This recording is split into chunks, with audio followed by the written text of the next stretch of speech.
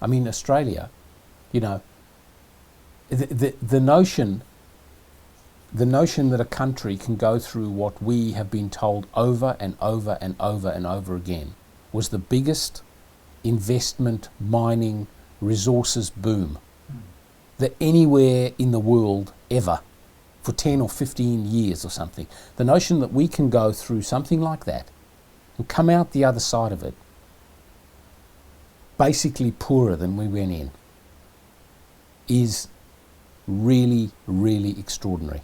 And I think what Australians can take away from our resources boom is you had a country before the resources boom where everyone lived in houses that cost $100,000, and people used to have to work for 5 or 6 or 7 years of their salary to pay off a house. And you could have a breadwinner at home working, you could have someone looking after the kids, you could have the kids going to good education. Australia was called the lucky country for a reason, right? People had a good life, the working man had a good life, things were good in Australia. Now you had a resources boom. Everyone got immensely richer. And as a result of it, we've all got these houses that are worth $1.5 million each. But now both parents are working. Now the kids have to go to private schools because the schools are all shit. Now people have to get their penalty rates taken away on the weekend. Now it's all work, pay, no time for anything, frantic this, frantic that.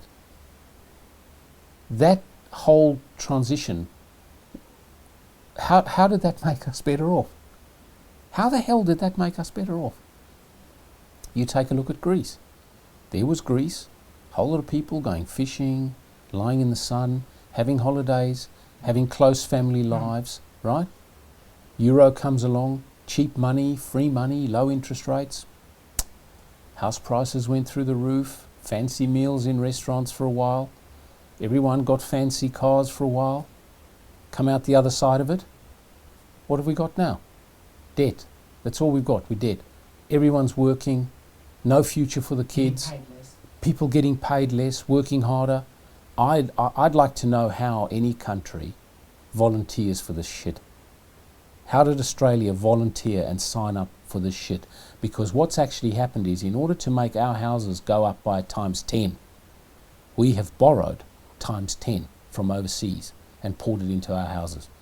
We've taken all the resources boom and we've poured it into our houses. We haven't built better infrastructure, we haven't made better schools, we haven't got any safety net, what we've done is we've got bloody expensive houses. That's what we've got. And it's not that clever.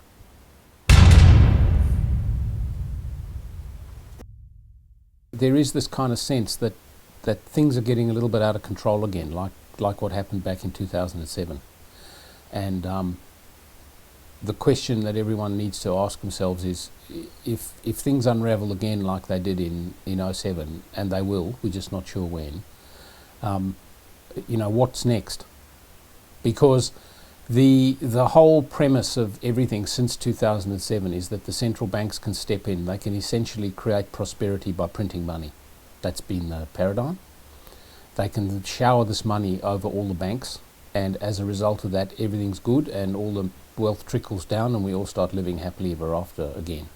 Well, if 7, 8 or 9 years after this GFC we discover that now all this money's been printed, all the debt has gone from X to 3 times X, and it's not working, what does that mean? Does that mean it's not working, or does it mean we need more of it? Or do we need even more of it and even more of it? At what point do you say our system isn't working? Something's wrong, And I think it's pretty clear that something's very wrong, because you would think that what's supposed to happen is the economy is supposed to serve the people, the country, the trading of goods and services, the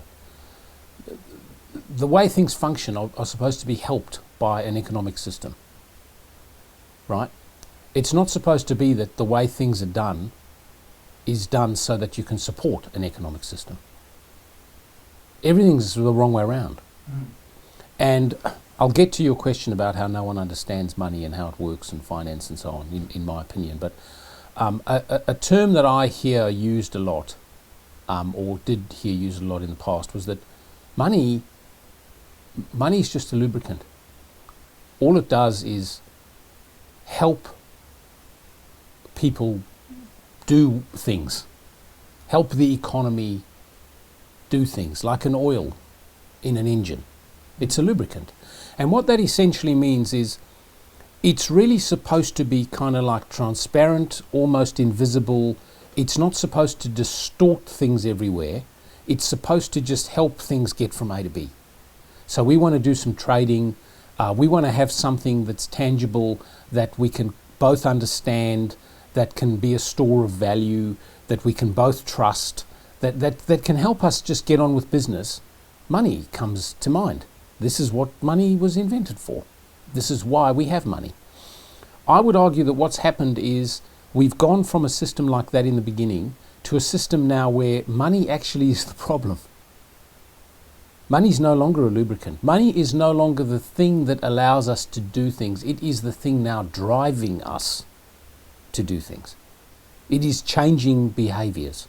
So now we have a system where those in power get to create money. They then get to decide how the money's spent. They then spend the money on those who are going to endow them with more money. So we have political campaigns funded by people who are paid by the people who are elected. And you have this huge kind of merry-go-round of money corrupting absolutely everything. So it's ceased to serve its useful purpose. It's become the corrupter of everything. Yeah? Now how can it turn into this?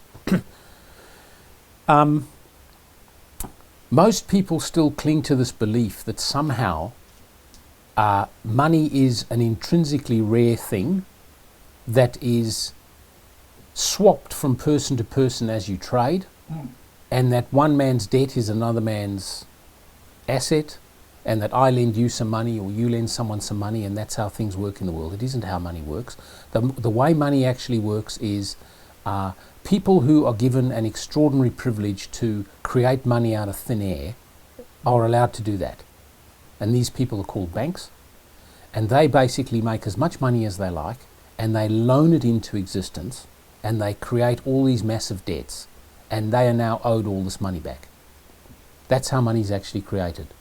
Now, if you allow a system like that to get out of control, you can see that the people who control the money can cause almost anything that they want to happen in an economy when everything is financialized.